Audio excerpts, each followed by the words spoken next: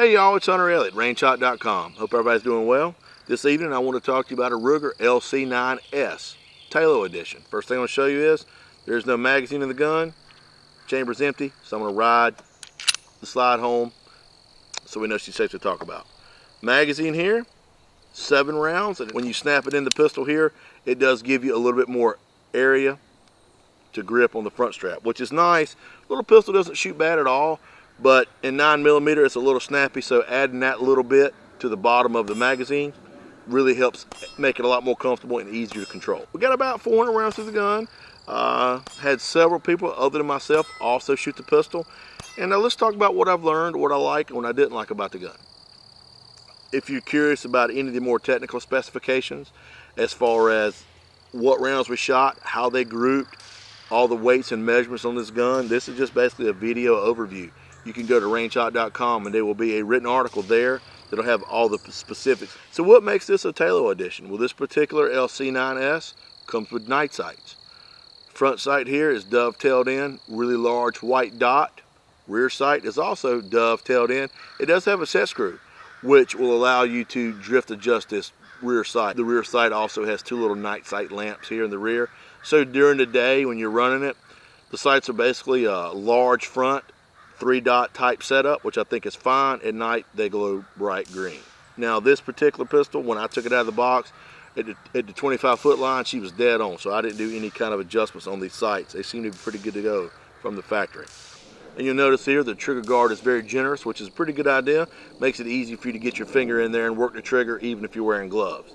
The trigger is kind of what you're used to seeing. It does have this integrated safety, like on a lot of the other striker fired pistols you're used to looking at, and so as soon as you lay your finger on the trigger, it disengages that safety.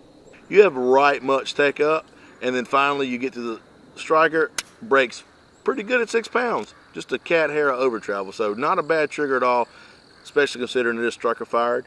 Come up here to the rear, you see it does have a little bit of a beaver tail, which is not bad. It lets you to get enough of your hand in the gun to where it's not too bad to control.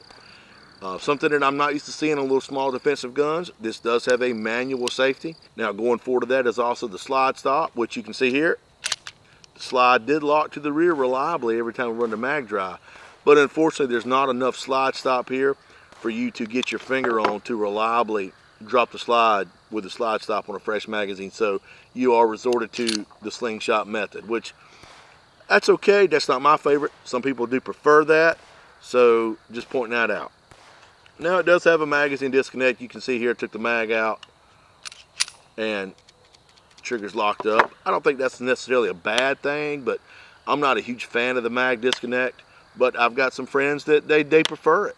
You know, they can lock their gun up and take the magazine out, and it's just one more thing to make that pistol safe, but nothing beats having it locked up, so safety first on that. The magazine catch is serrated and kind of contoured a little bit here to the polymer frame, which I think is fine. You wouldn't want a large mag catch on, especially maybe a little small pocket pistol that you might would carry in a holster in your pocket. When you do positively disengage the mag catch, it ejects that mag with some authority. So I never had any trouble getting the magazine out of the pistol. Mag catch worked great. So there's really not a whole lot bad I can say about the gun. It actually ran really well. Didn't have any problems whatsoever as far as function.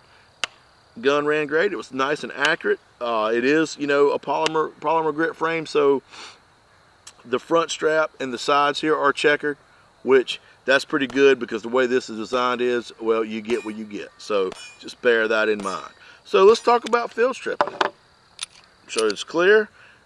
Ruger ships it with this inert magazine here. Put that in. It's got a little safety that you actually push down, and that exposes the takedown pin. I'm using this Ruger approved paper clip tool, and you basically just find that, pull this to the rear just a little bit, find the hole, push the takedown pin down, it comes out, gun comes apart just like that.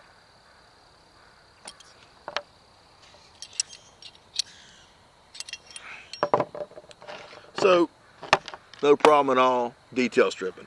Now the LC9 is a pretty small little compact pistol. Ruger also makes an LCP, which is basically the same gun, a little bit smaller, chambered in .380 automatic. The big difference is the LC9s is about an inch longer and about an inch taller, which adds a little bit more bulk to the gun, but you get to go from 380 automatic to 9mm. Now, I hate to use this old cliche, but in my mind, especially with defensive calibers, usually bigger is better. So while the LCP is a fine little pistol, several of my friends have got them, I've shot several models, I like it fine. If it were me and I could stand it, I would pick the LC9s over that, just because I prefer the 9mm over the 380 auto, generally speaking, in a defensive gun. Okay, so I got it all put back together. All in all, it's a really nice little pistol, run like its old machine, didn't have any kind of reliability problems with, you know, the gamma defensive ammunition. Accuracy was a whole lot better than I expected out of a just over a 3-inch barrel. It is light, and some of the hotter 9mm ammunition, it was a little snappy, so just kind of bear that in mind, but certainly still very controllable.